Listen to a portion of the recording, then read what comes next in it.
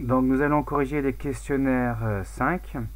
Donc là il faut les calculer avec la calculatrice le coefficient binomial 18,7. Donc là la procédure, je vous rejoins, regardez soit sur le web ou soit sur le cours. Comment avec la calculatrice on peut calculer un coefficient binomial. Donc ça dépend bien sûr de votre modèle de calculatrice. Je vous laisse chercher donc sur le web ou alors regarder sur le cours.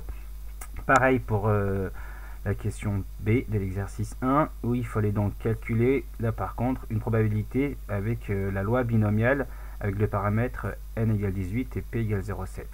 Donc ça, je vous laisse vérifier que donc votre résultat, vous devez trouver donc bien sûr une valeur arrondie de 0,4656. Exercice 2, donc on lance 50 fois un dé équilibré à 6 faces, et si on obtient 5 ou 6, on gagne 1 euro, sinon il ne se passe rien. Donc on note x, la variable aléatoire qui donne le gain sur les 50 lancés. Et je vous demande de calculer l'espérance, la variance et l'écart type. Donc la formule, je vous rappelle, quand une variable aléatoire suit une loi binomiale de paramètre np. Donc l'espérance, c'est donc n fois p. La variance, c'est n fois p facteur de 1 moins p. Et l'écart type, c'est donc la racine carrée de la variance.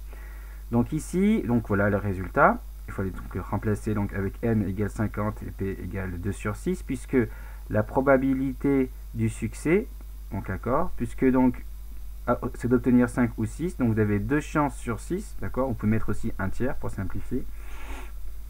Donc là, il fallait bien comprendre que donc, comme on a une loi binomiale, le paramètre c'est la probabilité d'un succès, donc la probabilité donc d'avoir 1 euro, c'est donc 2 sur 6. On fait des calculs, il est important de garder des valeurs exactes. Donc quand vous prenez la racine carrée de la variance, prenez la valeur exacte, prenez pas une valeur, si vous l'avez bien sûr. Donc ce qui est le cas ici, vous prenez donc la racine carrée, pas de 11,1 ou 11,11, mais bien prenez la racine carrée de 100 sur 9.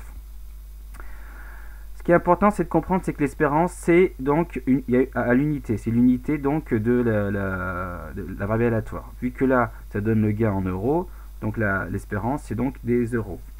Et pareil par contre pour la variance, il n'y a pas d'unité. S'il y en avait une, ce serait plutôt euro au carré, d'accord, puisque quand dans le calcul de variance, si vous vous souvenez en première, c'est donc la différence, c'est l'écart qu'il y a entre la moyenne au carré, d'accord.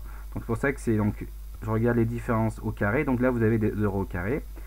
Et c'est pour ça que l'écart type est plus intéressant, puisque c'est pour ça qu'on prend la racine carrée. C'est pour retrouver l'unité de départ, qui est le euro. Donc quand vous avez des euros au carré et que vous prenez la racine carrée, vous avez des euros. Donc ça, c'était donc la question. Ça, c'était une application directe du cours. Ensuite, il fallait interpréter. Donc l'interprétation, ici, il fallait s'adapter au contexte. Donc le succès, ici, c'est gagner de l'argent. D'accord. Donc au final, dire qu'en moyenne, j'ai 16,6, on va dire succès, c'est plutôt qu'en moyenne, on gagne, ce qu'est marqué l'élève, on gagne environ 16,66 €, par exemple 16,66 €. Et c'est pareil pour donc l'écart type. L'écart type, ça vous donne en fait l'écart qu'il y a autour de la moyenne, ce qui veut donc dire que dans une grande majorité, c'est même à peu près 68% des cas, on gagne entre 13 €, on va dire 33, et 20 €. D'accord. Donc voici pour l'interprétation donc de l'espérance qui est la moyenne et l'écart type qui donne en fait une fourchette dans laquelle il y a une très grande majorité des cas.